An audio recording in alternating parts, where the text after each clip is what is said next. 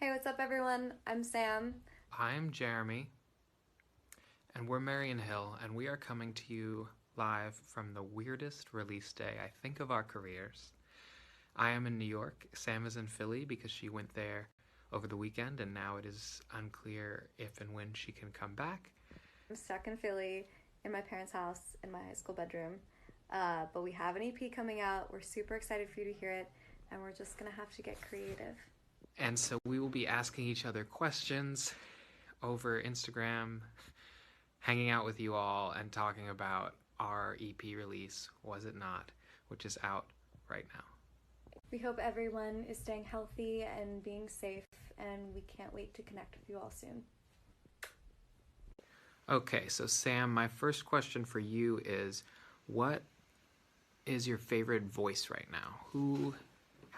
What voice are you listening to right now that makes you most inspired vocally as you think about like how you sing? Yeah, that's my question. Did I put on red lipstick? Yes, I did. Once again, welcome to my high school bedroom. Um, Good question, Jeremy. My favorite vocalist right now. This is such a hard question. Oh my god, it's impossible. It's totally impossible. I feel like I live under a rock sometimes too, but I don't know if it's like the apocalyptic social distancing quarantine vibe, but I've really been digging into my jazz queens, the first ladies of jazz, Nina Simone in particular. I was listening to Feeling Good on a Run yesterday, which I know is the classic and everyone knows, but kind of gives me life in good times and bad. Kevin Garrett, really like what he's been putting out lately, and his voice is so good.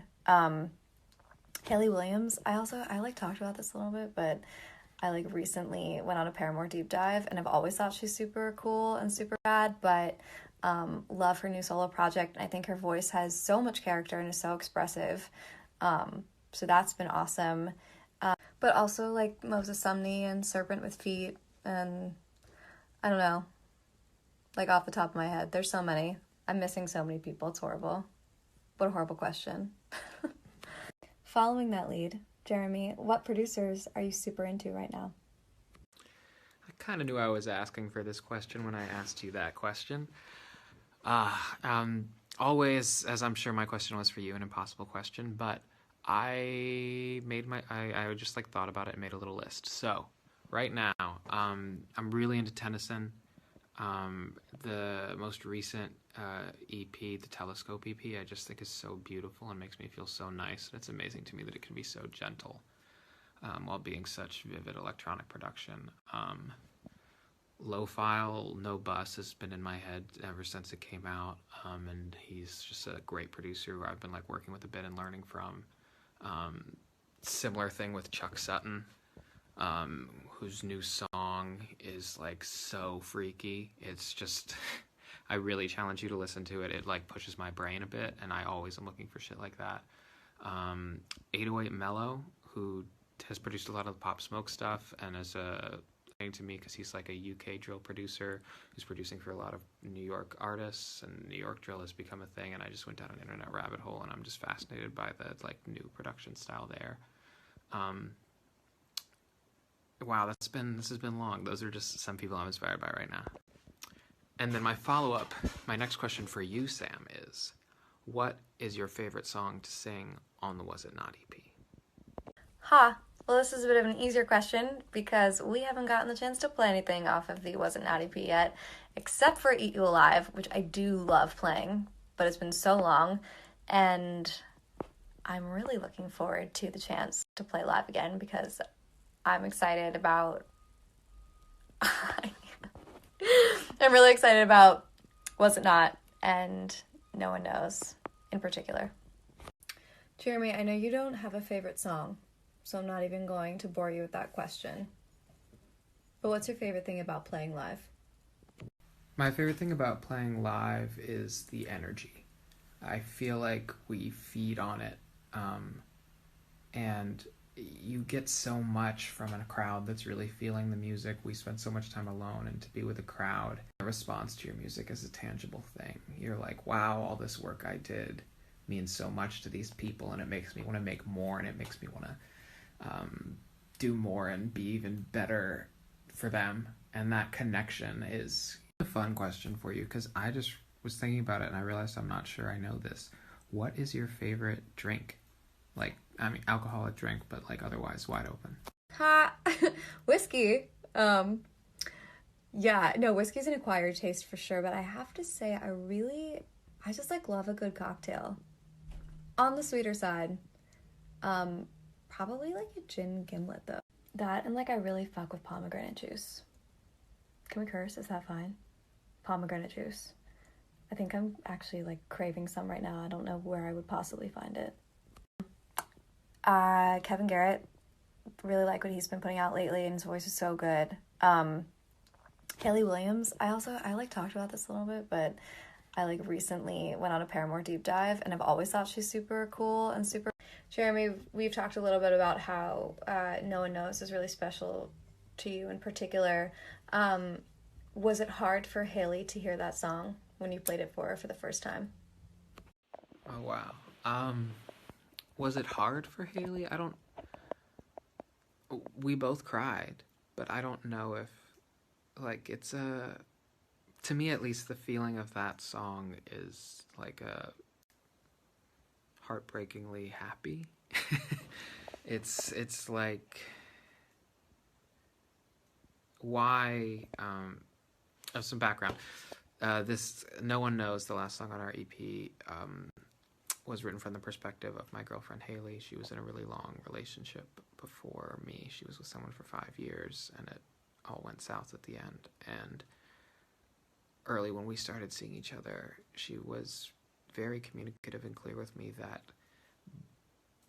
it was just going to take her a while to really trust this. And because she'd like, it's going to take a while for us to be together for 5 years. We still haven't been together for 5 years, and things are a lot better than they were at this time. But, and not that they were even that bad at this time, but it was a thought that I'd never really thought about. But like, she was like, I've thought someone was the one. I've been down the whole road and seen it not work out, and like, it's so hard to believe that it could be different here.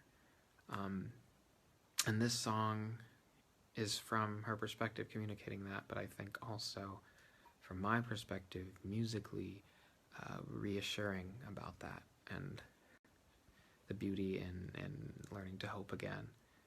And I think for both of us it's a song that really touches our hearts and reminds us why we love each other. Kind of reciprocate that question, Sam, and this is another one that I don't really know the answer to. Is there a song, what song on the EP feels most personal to you? And this can be literal or emotional.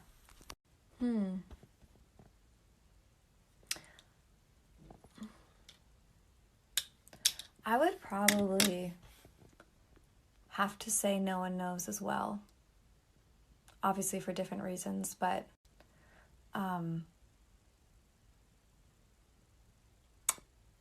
close second would be Was It Not? But yeah, probably No One Knows.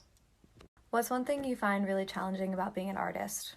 Whether it's related to the music industry, whether it's a creative struggle, what's something that keeps you up at night that you really struggle with? And obviously we talk about a lot of this, but I'm curious if there's something we haven't yet gone over. Oh man, what a question. There's a lot of things, but I think one thing that I didn't expect and kind of comes and goes as an issue of stress in my life is the way that making money works in the music industry. Is this really strange, archaic thing, and I mean, there's all this business on Twitter and wherever you might be seeing this stuff about streams and how much they pay and all that, but what it comes down to is that by and large, with the exception of a few things, money isn't correlated with your daily work. Like, I am in the studio every day making music. Me and Sam are writing together all the time. And I make money every month. But the money I make doesn't come from the music I'm making that month. It comes from music I made like 3 or 4 years ago. And like a collection of all the music I've made. And like, it's really weird to wrap your head around, like, I haven't made any money today or this month versus like, oh, but it comes in from other things. it's a strange business, but we're so lucky to be able to do it, and that's a big important thing that I remind myself every day. I get to wake up and make music, and that's such a incredible gift. Sam, I'm going to send that question right back at you. I'm really curious for you, how you would answer about, things you didn't expect about having this career. One of the things that I think is really challenging is about being an artist is constantly comparing your success to other people's. I think we're all on different paths and everyone's journey is different, and especially with like everyone's obsession with numbers and how many streams you have and how many likes you have, how many followers you have. I think social media can magnify that, especially for me. I find that I often have a more negative experience with it than positive. I love connecting with people, but it can be a dark hole. But yeah. Thank you guys for hanging out with us today. It is now time for bed. Our new EP, Was It Not, is out right now. I'm Jeremy, that was Sam. We're Marian Hill. You can swipe to hear it. Thank you, Spin, for letting us hang out with you all today.